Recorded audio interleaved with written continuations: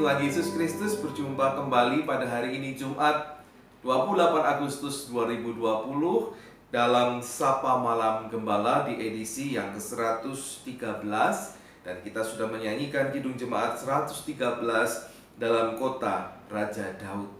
Ini kalau saudara-saudara perhatikan, saudara bisa lihat di Kidung Jemaat 113, syairnya itu bertingkat, bercerita tentang kandang domba, kemudian turun dari surga, kemudian cerita waktu anak-anak, terus menunjukkan ketidakberbedaan dengan kita, dan akhirnya sebuah kenyataan bahwa sang bayi itu menjadi juru selamat. Nanti di bagian 5, bagian 4 dan 5 kita akan menyanyikan untuk mengakhiri Sapa Malam Gembala.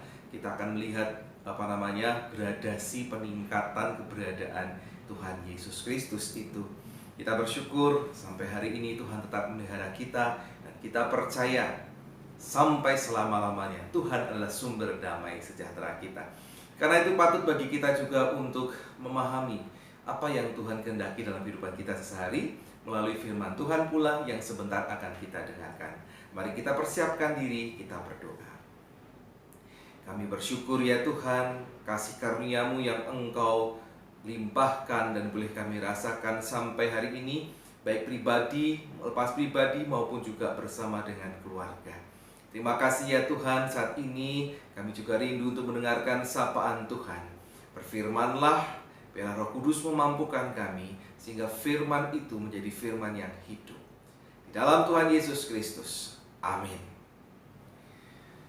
Pada malam hari ini bersama-sama kita masih memasuki tema Paskah yang pertama, itu Paskah dalam peristiwa kelepasan orang Israel dari penindasan bangsa Mesir menuju ke tanah perjanjian. Sebuah usaha yang tidak mudah, dan kita masuki persiapan-persiapan Paskah. Hari ini kita berbicara tentang Hari Raya Roti Tidak Beragi.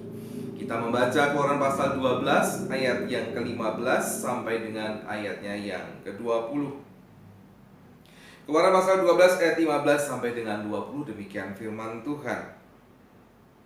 Kamu makanlah roti yang tidak beragi 7 hari lamanya.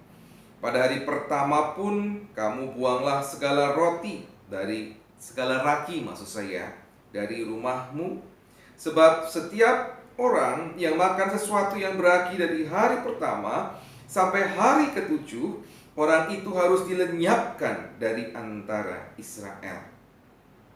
Kamu adakanlah pertemuan yang kudus, baik pada hari pertama maupun pada hari yang ke-7.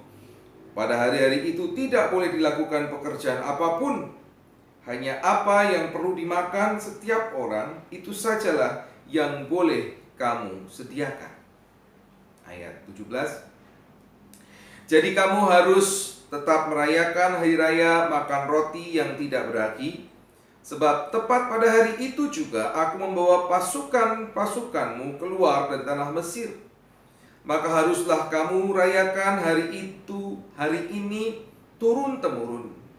Dalam bulan pertama pada hari yang ke-14 bulan ini, pada waktu petang, kamu makanlah roti yang tidak beragi sampai kepada hari yang ke-21 bulan itu, pada waktu petang.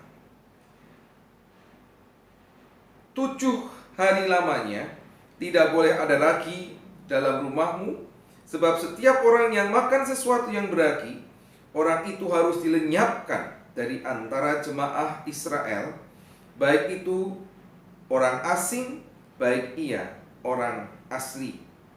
Sesuatu apapun yang beragi tidak boleh kamu makan.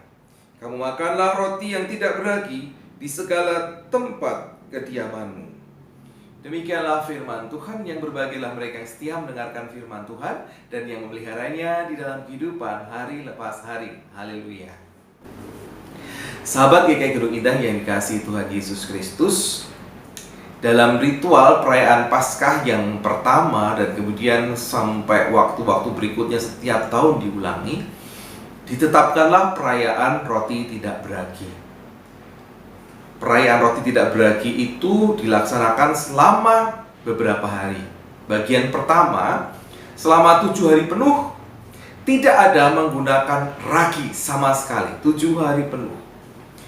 Kemudian dilanjutkan hari yang ke-14 sampai hari yang ke-21, setiap petang menunya haruslah roti tidak beragi.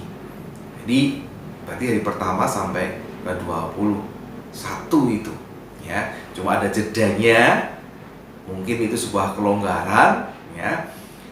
Kalau kalau ditiadakan roti ragi juga tidak apa-apa. Tetapi yang ditetapkan itu hari pertama sampai ke-7 sama sekali tidak ada ragi. Hari ke-14 sampai ke-21 setiap petang menunya haruslah roti tidak beragi. Dan selama 7 hari perayaan roti tidak beragi, setiap hari, setiap keluarga harus mengkhususkan diri hanya kepada Tuhan dalam perhimpunan-perhimpunan kudus. Bisa satu keluarga, bisa gabungan keluarga yang terdekat. Nah, mengapa sih harus roti yang tidak beragi? Padahal kita tahu apa? Roti tidak beragi itu bantat, keras ya, tidak wangi, tidak bisa mengembang. Kalau dimakan seret di kerongkongan ya. Kok bikin susah ya? Lagian makan juga harus diatur. Ada apa ini? Karena memang ini merupakan lambang kesediaan diri untuk menyangkal diri ya. Orang yang menaati perintah Tuhan tidak makan roti beragi dalam hari-hari tertentu itu diajari untuk menyangkal dirinya. Kesediaan hanya untuk taat pada Tuhan yang tetap memberikan kehidupan dalam gambaran makanan ya, tetap memberikan kehidupan bahkan dalam keadaan yang sulit dan tidak enak sekalipun, tanpa ragi ya, makan makanan yang tidak enak ya, itu termasuk pemeliharaan Tuhan. Dalam keadaan sulit pun Tuhan memelihara, dalam keadaan tidak enak pun Tuhan memelihara. Mau nggak orang yang dipimpin oleh Tuhan bukan hanya menikmati yang enak saja, tetapi juga mengalami yang tidak enak tetapi bersama dengan Tuhan.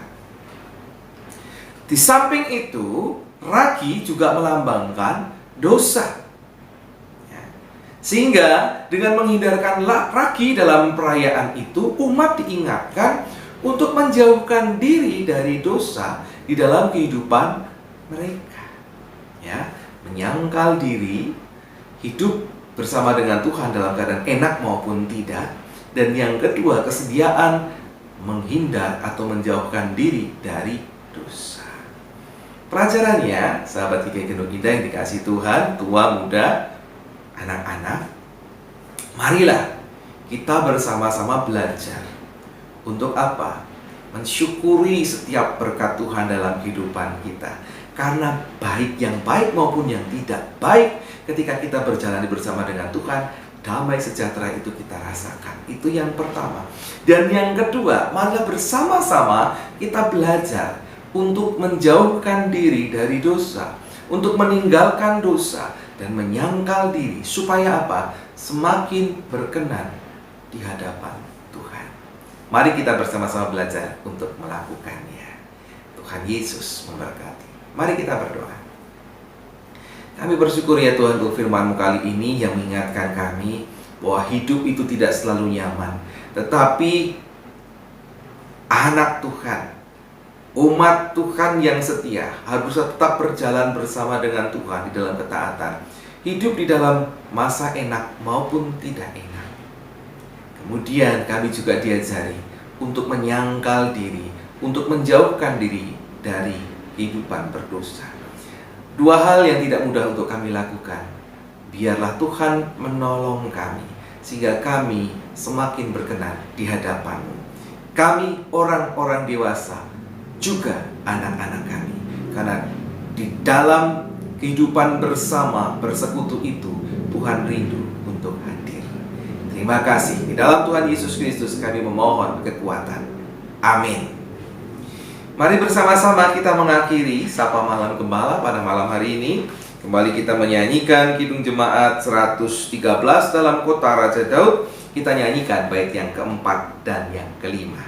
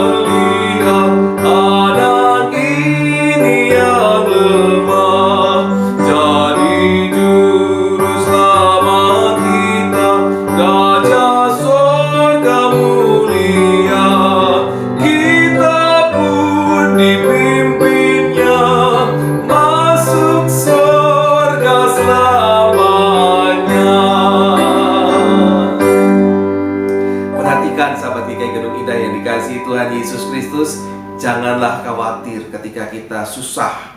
Karena apa? Tuhan Yesus juga mengetahui dan merasakan kesusahan kita.